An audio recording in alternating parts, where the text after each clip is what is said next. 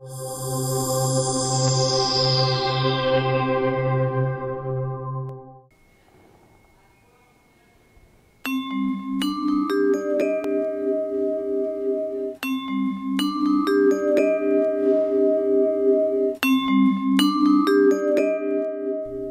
18 ans, l'objet permet aux architectes de demain de mettre à profit leur talent de créateur et de concepteur.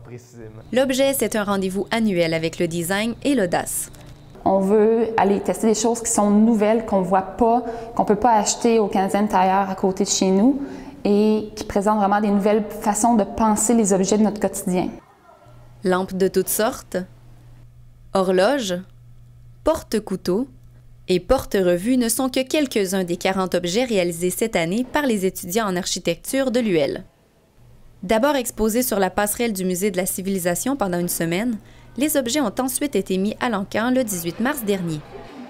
Professeurs de l'école, anciens étudiants, architectes professionnels et gens du public étaient invités à les acheter. Un peu plus de 8 500 $ ont été amassés, un montant qui servira à financer les activités définissant à la maîtrise à l'école d'architecture. L'utilisation de matériaux neufs et usagés dans la fabrication de ces pièces uniques permet un travail de conception tout en contraste. Ça permet de vraiment créer des contrastes très intéressants.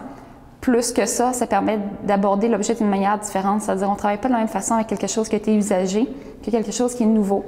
Et quand on parle de création, bien, il faut jouer avec tous ces éléments-là puis les percevoir d'une nouvelle façon. Donc, que ce soit de l'acier qui est plié, du bois qui est collé, qui est vissé, qui est emboîté, embouffeté, chaque matériau, de sa nature, d'où il vient, va avoir ses caractéristiques et c'est de là que la plupart des étudiants vont tirer leur source d'inspiration pour créer quelque chose de nouveau aussi.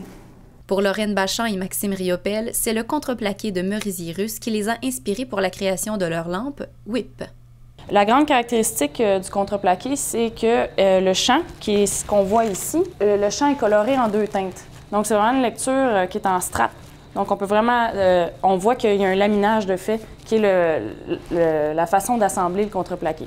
Fait qu'on a voulu reprendre ce laminage-là à plus grande échelle, puis superposer des plaques de contreplaqué. Je pense qu'on en a disposé 20 de mémoire, puis venir faire un prolongement de la base par une grande courbe, donc un pli du matériau. Et ils ont dû user de débrouillardise pour obtenir cette courbe. Il a fallu faire un moule avec une bouilloire. Puis on a ébouillanté notre structure pendant toute la journée avec un principe un peu tout croche de cafetière, de bouilloire, etc. dans la maquetterie de l'école. Donc c'est très homemade. Puis ça a pris une journée à faire, ça a pris 3 jours à sécher. Puis finalement, on est arrivé avec cette courbe-là, qui est pas mal la courbe maximale élastique du matériau qu'on a choisi. Les objets utiles et facilement transportables ont la cote. Philippe Charret, Jean-Nicolas Bouchard, Anthony Laliberté-Vincent et Marilyn Primo se sont inspirés de leur vie d'étudiants pour créer le Conf Portable, une mallette pour transporter un ordinateur. Mixer tout plein de matériaux pour arriver à un genre de confort pour notre technologie qu'on transporte tout le temps. Autant qu'on voulait travailler le bois pour l'enveloppe, l'intérieur, on voulait travailler surtout au niveau du confort, autant au niveau de l'intérieur que de la poignée. Ainsi, du pain a été utilisé pour construire l'enveloppe de la mallette, du nylon et un système ingénieux de billes ont été placés à l'intérieur afin de faciliter l'entrée du portable. La manière que c'est conçu à l'intérieur, c'est des cylindres. C'est des cylindres de billes, des billes de polystyrène. Donc, c'est vraiment plusieurs cylindres mis dans cet axe-là, qui ont un léger espace entre eux pour permettre une certaine compression quand le Mac passe pour venir écraser le Mac à l'intérieur. Donc, à l'intérieur, le Mac ne bouge pas. Un défi de taille s'est imposé lors de la conception. Pour l'architecture, on fait vraiment du gros format. Donc, les petits défauts, à la limite, c'est toujours acceptable.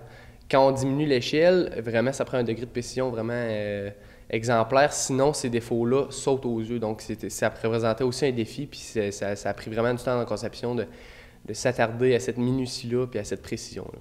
C'est un autre genre de défi qu'ont eu à relever Véronique Pinault et Vincent Baudouin, concepteurs de Elisa, une lampe de 3000 tie wrap.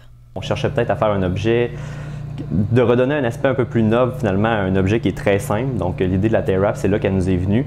Dès le départ, on s'était donné comme défi avec cet objet-là d'avoir un matériau qui pouvait faire tout, c'est-à-dire les assemblages, les attaches, la forme aussi, puis c'était vraiment un défi d'utiliser qu'un seul matériau tout le temps, puis on savait pas trop qu'est-ce que ça allait donner, puis au final, on se retrouvait avec ça, puis je pense que c'est vraiment le type de processus qu'on aime, là, nous, là, assez exploratoire. Ça n'empêche pas aussi la possibilité de peut-être même pouvoir continuer l'objet, parce que tu as juste à reprendre une tige qui est ici, puis simplement continuer l'objet, donc il peut se continuer à l'infini si on veut, là. Le même module peut se répéter encore 1000 autres fois, puis il n'y aurait pas de problème.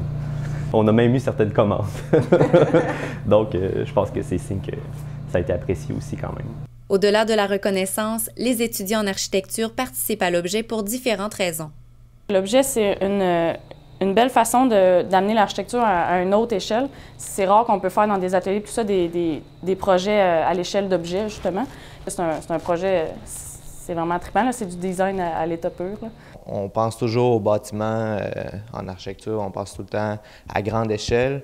Je pense que c'est bien de aussi ramener ça vraiment à plus petite échelle, de concrétiser une idée plus simple, là, vraiment qu'on pouvait transporter avec nous, là. Fait que c'est vraiment un défi là, qui nous attirait.